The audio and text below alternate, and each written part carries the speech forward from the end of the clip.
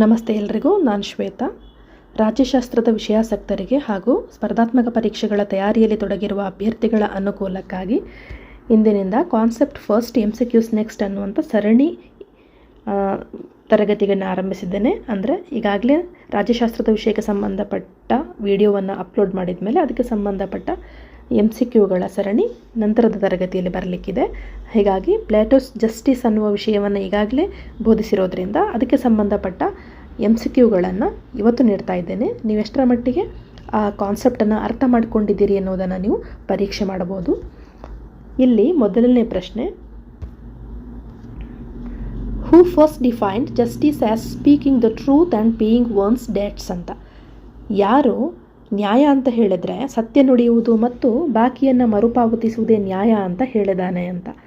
Option ಥ್ರಾಸಿಮಾಕಸ್, ಸೆಫಾಲಸ್, ಕ್ಲಾಕನ್, ಪಾಲಿಮಾಕಸ್ ಅಂತ ಇದೆ. ಈ 4 ಆಪ್ಷನ್ನಲ್ಲಿ ಸರಿಯಾದ ಉತ್ತರ ಯಾವುದು ಅನ್ನೋದನ್ನು ಕೊನೆಯಲ್ಲಿ ಹೇಳ್ತೇನೆ. ನೀವು ಅದನ್ನು ಅಲ್ಲಿವರೆಗೂ ಯೋಚಿಸ್ತಾ ಇರಿ. ಎರಡನೇ ಪ್ರಶ್ನೆ, according to Plato justice in the individual is achieved when. ಪ್ಲಾಟೋನ ಪ್ರಕಾರ ನ್ಯಾಯವನ್ನು ಯಾವಾಗ ಸಾಧಿಸ್ಬೋದು ಅಂತ. ಒಬ್ಬ ವ್ಯಕ್ತಿ ನ್ಯಾಯಯುತವಾದ ಜೀವನವನ್ನು ನಡೆಸ್ತಾನೆ ಅನ್ನೋದಾಗಿದ್ದರೆ ನ್ಯಾಯವನ್ನು ಯಾವಾಗ ಸಾಧಿಸಲಿಕ್ಕೆ ಸಾಧ್ಯ ಅಂತ ಹೇಳಿ. Option A, reason govern spirit and appetite. ವಿವೇಕ ಧೈರ್ಯ ಮತ್ತು ಬಯಕೆಗಳನ್ನು ನಿಯಂತ್ರಿಸಿದಾಗ ಅಥವಾ ಆಳ್ವಿಕೆ ಮಾಡಿದಾಗ ವ್ಯಕ್ತಿಯಲ್ಲಿ ನ್ಯಾಯವನ್ನು ಕಾಣಬಹುದು ಅಂತ. Option B, appetite controls reason. ಬಯಕೆ ವಿವೇಕವನ್ನು ನಿಯಂತ್ರಿಸಿದಾಗ. Option C, spirit dominates appetite and reason. ಧೈರ್ಯ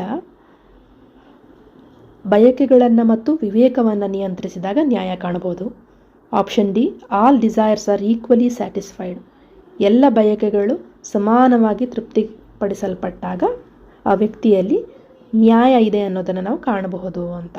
ಈ 4 ಆಪ್ಷನ್ನಲ್ಲಿ ಸರಿಯಾದ ಉತ್ತರ ಆಪ್ಷನ್ ಎ. ಯಾಕಂತ ಹೇಳಿದ್ರೆ ಇಲ್ಲಿ ಪ್ಲೇಟೋನ ನ್ಯಾಯ ಸಿದ್ಧಾಂತದ ಪ್ರಕಾರ ವ್ಯಕ್ತಿಯನ ನ್ಯಾಯವನ್ನು ಸಾಧಿಸಿದ್ದಾನೆ ಅನ್ನೋದನ್ನು ನಾವು ಯಾವಾಗ ಗಮನಿಸ್ಬೋದು ಅಂತ ಹೇಳಿದರೆ ರೀಸನ್ ಅಲ್ವಾ, ವಿವೇಕ ಆಡಳಿತ ಮಾಡಿದಾಗ. ಯಾಕಂದರೆ ಫಿಲಾಸಫರ್ ಕಿಂಗ್, ತತ್ವಜ್ಞಾನಿ ಅರಸನೇ ರಾಜ್ಯವನ್ನು ಆಳಬೇಕು ಅಂತ ಪ್ಲೇಟೋ ಹೇಳಿರ್ತಾನೆ. ಯಾಕಂದರೆ ಅವನಲ್ಲಿ ವಿವೇಕ ಜಾಸ್ತಿ ಇರುತ್ತೆ ಅಂಥೇಳಿ. ಈ ವಿವೇಕ ರೂಲಿಂಗ್ ಕ್ಲಾಸ್ ಆಗಿರೋದ್ರಿಂದ ಈ ಧೈರ್ಯ ಮತ್ತು ಬಯಕೆಗಳನ್ನು, ಅಂದರೆ ಉತ್ಪಾದಕ ವರ್ಗ ಮತ್ತು ರಕ್ಷಕ ವರ್ಗವನ್ನು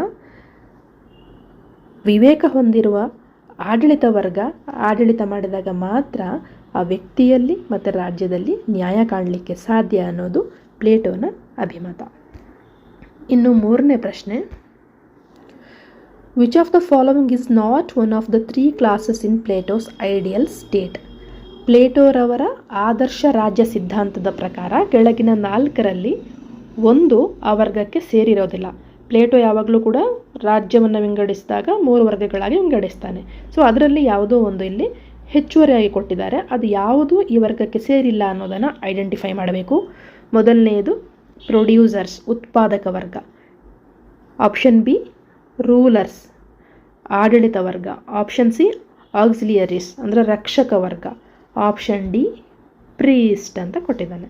ಆದರೆ ಇಲ್ಲಿ ಪ್ಲೇಟೋನ ಪ್ರಕಾರ ಮೊದಲ 3 ವರ್ಗಗಳೂ ಕೂಡ ಉತ್ತಮ ರಾಜ್ಯದ ಭಾಗಗಳಾಗಿರೋದ್ರಿಂದ ಇಲ್ಲಿ ಆಪ್ಷನ್ ಡಿ ತಪ್ಪಾಗಿ ಕೊಟ್ಟಿದ್ದಾನೆ. ಹಾಗಾಗಿ ಈ ಪ್ರಶ್ನೆಗೆ ಸರಿಯಾದ ಉತ್ತರ ಆಪ್ಷನ್ ಡಿ, ಪ್ರೀಸ್ಟ್. ಇನ್ನು 4ನೇ ಪ್ರಶ್ನೆ, ಪ್ಲಾಟೋಸ್ ಕಾನ್ಸೆಪ್ಟ್ ಆಫ್ ಜಸ್ಟಿಸ್ ಪ್ರೈಮರಿಲಿ ಎಂಪಾಸೈಸಸ್. ಪ್ಲೇಟೋರವರ ನ್ಯಾಯ ಸಿದ್ಧಾಂತ ಯಾವುದಕ್ಕೆ ಹೆಚ್ಚಾಗಿ ಆದ್ಯತೆಯನ್ನು ನೀಡಿದೆ ಅಂತ ಹೇಳಿ. 4 ಆಪ್ಷನ್ ಇದೆ ಇಲ್ಲಿ. Option A, equality of wealth, ಆದಾಯದಲ್ಲಿ ಸಮಾನತೆ. Option B, equality before law, ಕಾನೂನಿನ ಎದುರು ಸಮಾನತೆ. Option C, functional specialisation, ಕಾರ್ಯವೈಶಿಷ್ಟ್ಯತೆ.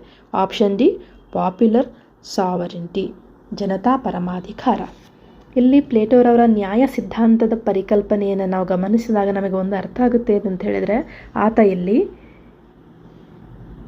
ಪರಮಾಧಿಕಾರದ ಬಗ್ಗೆ ಮಾತಾಡಲಿಲ್ಲ. ಅದರ ಜೊತೆಗೆ ಆದಾಯದ ಹಂಚಿಕೆ ಬಗ್ಗೆನೂ ಆತ ಮಾತಾಡಲಿಲ್ಲ. ಕಾನೂನಿನ ಎದುರು ಎಲ್ಲರೂ ಸಮಾನವಾಗಿರಬೇಕಾ ಅದನ್ನು ಆತ ಹೇಳಲಿಲ್ಲ. ಸೊ ಹೀಗಾದಾಗ ನಮಗೆ ಉಳ್ಕೊಂಡಿರೋ ಆಪ್ಷನ್ ಸಿ ಮಾತ್ರ. ಇದು ಒಂದು ಕಾರಣ ಆದರೆ, ಇನ್ನೊಂದು ನೀವು ಈಗಾಗಲೇ ತರಗತಿಯನ್ನು ನೋಡಿರೋದ್ರಿಂದ ನಿಮಗೇನು ಅರ್ಥ ಆಗುತ್ತೆ ಅಂತ ಹೇಳಿದರೆ, ಆತ 3 ವರ್ಗಗಳಾಗಿ ರಾಜ್ಯದ ಜನರನ್ನು ವಿಂಗಡಿಸಿದ ಕಾರಣ ಏನು ಅಂತ ಹೇಳಿದರೆ, ಪ್ರತಿಯೊಬ್ಬರು ಕೂಡ ಅವರ ಸಾಮರ್ಥ್ಯಕ್ಕೆ ಅನುಗುಣವಾಗಿ ಕಾರ್ಯನಿರ್ವಹಿಸಿದರೆ ಅವರು ಅತ್ಯುತ್ತಮರಾಗ್ತಾರೆ ಅಂತ ಹೇಳಿ. ಹಾಗಾಗಿ ಆಪ್ಷನ್ ಸಿ ಕಾರ್ಯವೈಶಿಷ್ಟ್ಯತಾ ಸಿದ್ಧಾಂತ ಇದೆಯಲ್ಲ, ಫಂಕ್ಷನಲ್ ಸ್ಪೆಷಲೈಸೇಷನ್, ಇದು ಸರಿಯಾದ ಉತ್ತರ. ಇನ್ನು 5ನೇ ಪ್ರಶ್ನೆ. The principle of specialisation in Plato's Republic is based on. ಪ್ಲೇಟೋರವರ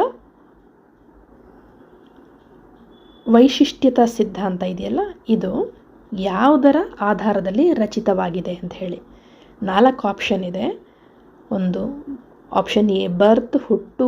option B wealth, ಸಂಪತ್ತು. ಆಪ್ಷನ್ ಸಿ ನ್ಯಾಚುರಲ್ ಆಪ್ಟಿಟ್ಯೂಡ್ ಅಂತ, ಸ್ವಾಭಾವಿಕ ಸಾಮರ್ಥ್ಯ.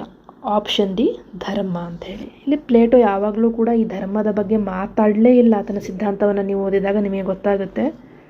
ಹುಟ್ಟಿನಿಂದ ಒಬ್ಬ ವ್ಯಕ್ತಿಯನ್ನು ಏನಾದರೂ ನಿರ್ಧರಿಸ್ಬೋದಾ ಆತನ ಸ್ಥಾನಮಾನವನ್ನು, ಅದನ್ನು ಕೂಡ ಆತ ಹೇಳಲಿಲ್ಲ. ಆದಾಯದ ಬಗ್ಗೆ ಮಾತಾಡಲಿಲ್ಲ ಆತ. ಸೊ ಉಳಿದಿದ್ದು ನ್ಯಾಚುರಲ್ ಆಪ್ಟಿಟ್ಯೂಡ್ ಅಂತ, ಒಬ್ಬ ವ್ಯಕ್ತಿಯ ಸಾಮರ್ಥ್ಯಕ್ಕೆ ತಕ್ಕ ಹಾಗೆ ಆತ ಕೆಲಸ ನಿರ್ವಹಣೆ ಮಾಡಬೇಕು ಅನ್ನೋದೇ ಕಾರ್ಯವೈಶಿಷ್ಟ್ಯದ ಸಿದ್ಧಾಂತ.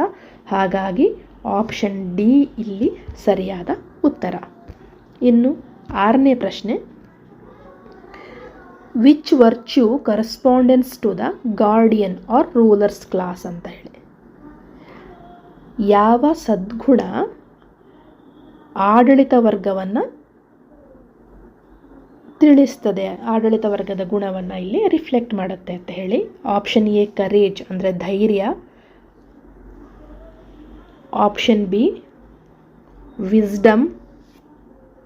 ಇಲ್ಲಿ option C temperance.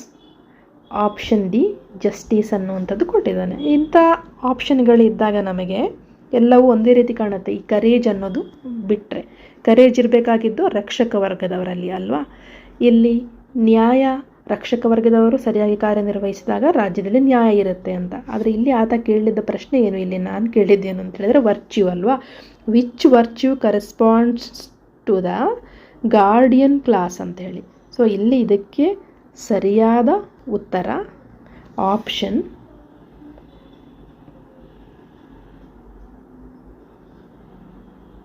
B wisdom ಅನ್ನೋದು.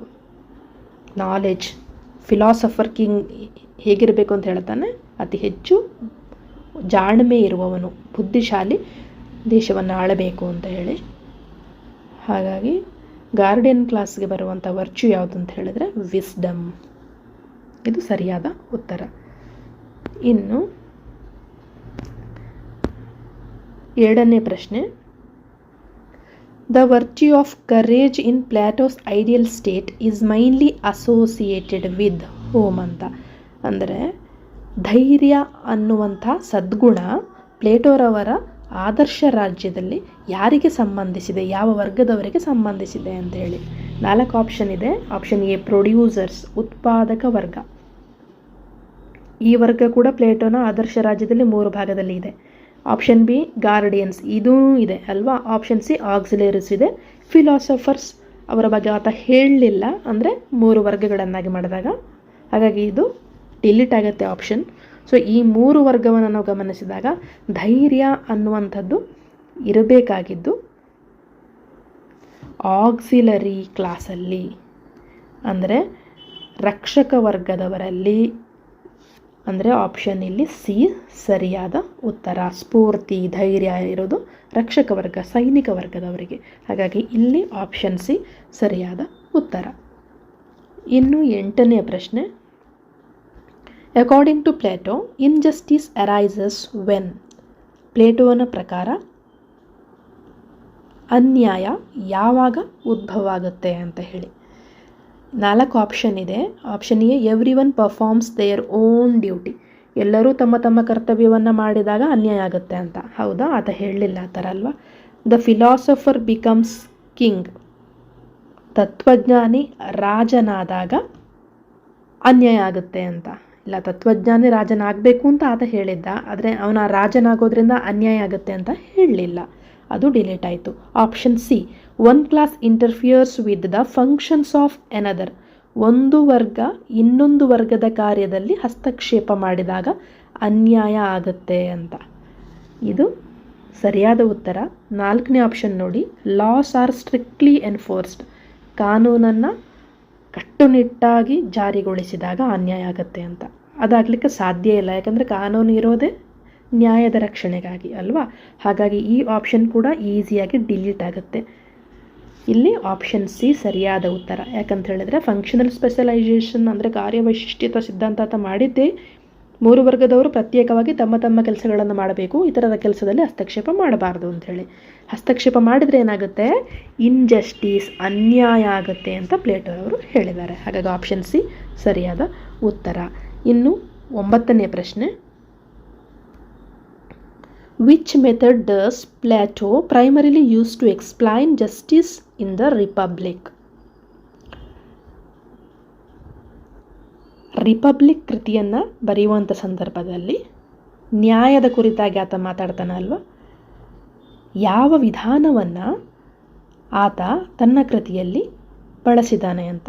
ರಿಪಬ್ಲಿಕ್ ಕೃತಿಯನ್ನು ಬರೆಯುವ ಸಂದರ್ಭದಲ್ಲಿ ಯಾವ ಆಧಾರದಲ್ಲಿ, ಯಾವ ವಿಧಾನದಲ್ಲಿ ಕೃತಿಯನ್ನು ಆತ ಬರೆದಿದ್ದಾನೆ ಅಂಥೇಳಿ. ಇಲ್ಲಿ ಮೊದಲನೇ ಆಪ್ಷನ್ ನೋಡಿ, ಆಪ್ಷನ್ ಎ, ಹಿಸ್ಟಾರಿಕಲ್ ಅನಾಲಿಸಿಸ್. ಇತಿಹಾಸವನ್ನು ನೋಡಿ ಆತ ರಿಪಬ್ಲಿಕ್ ಕೃತಿ ಬರೆದಿದ್ದಾನ.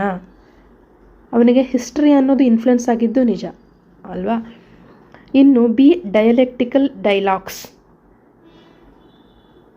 ಪರಸ್ಪರ ಚರ್ಚೆ ಮಾಡೋದು, ವಿರೋಧಾಭಾಸಗಳನ್ನು ನೋಡೋದು ಅಲ್ವಾ. ಡಯಲೆಕ್ಟಿಕಲ್, ಚರ್ಚಾ ಸ್ವರೂಪದಲ್ಲಿ ಆತ ಇದನ್ನು ಪ್ರಶ್ನೆಗೆ ಇನ್ನೊಂದು ಉತ್ತರ ಹುಡುಕುವ ನೆಪದಲ್ಲಿ ಸತ್ಯಾನ್ವೇಷಣೆ ತೊಡಗಿದಾನ, ಅದು ಸರಿ. ಎಂಪೆರಿಕಲ್ ಸರ್ವೆ, ಆತ ಏನಾದರೂ ಸರ್ವೆ ಮಾಡಿದಾನ, ಯಾಕೆ ರಿಪಬ್ಲಿಕ್ ಅನ್ನುವಂಥ ಕೃತಿಯಲ್ಲಿ ನ್ಯಾಯಕ್ಕೆ ಅಷ್ಟೊಂದು ಮಹತ್ವ ಕೊಡಲಿಕ್ಕೆ ಯಾವ ರೀತಿಯ ಒಂದು ಪ್ರಯೋಗವನ್ನು ಆತ ನಡೆಸಿದಾನ, ಎಲ್ಲಿ ಪ್ರಯೋಗಗಳಾಗಿದೆ ಅನ್ನೋದಕ್ಕೆ ನಮಗೆ ಇಲ್ಲಿ ಸಾಕ್ಷಿ ಸಿಗಲ್ಲ. ಕಂಪ್ಯಾರಿಟಿವ್ ಮೆಥಡ್, ಆತ ಹೋಲಿಕೆ ಮಾಡಿದಾನ, ಯಾವುದು ನ್ಯಾಯ ಯಾವುದು ಅನ್ಯಾಯ ಅನ್ನೋದನ್ನು ಹೋಲಿಕೆ ಮಾಡಿದ್ದಾನ. ಇದನ್ನೆಲ್ಲವನ್ನು ಗಮನಿಸಿದಾಗ ಪ್ಲೇಟೋರವರ ರಿಪಬ್ಲಿಕ್ ಕೃತಿ ನಿಂತಿರೋದು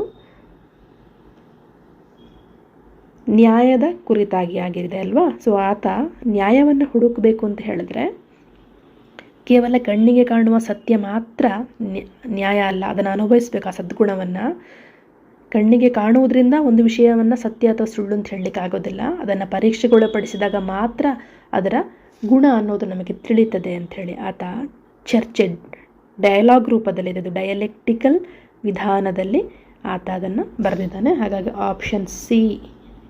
ಆಪ್ಷನ್ ಬಿ ಅನ್ನೋದು ಸರಿಯಾದ ಉತ್ತರ. ಇನ್ನು 10ನೇ ಪ್ರಶ್ನೆ,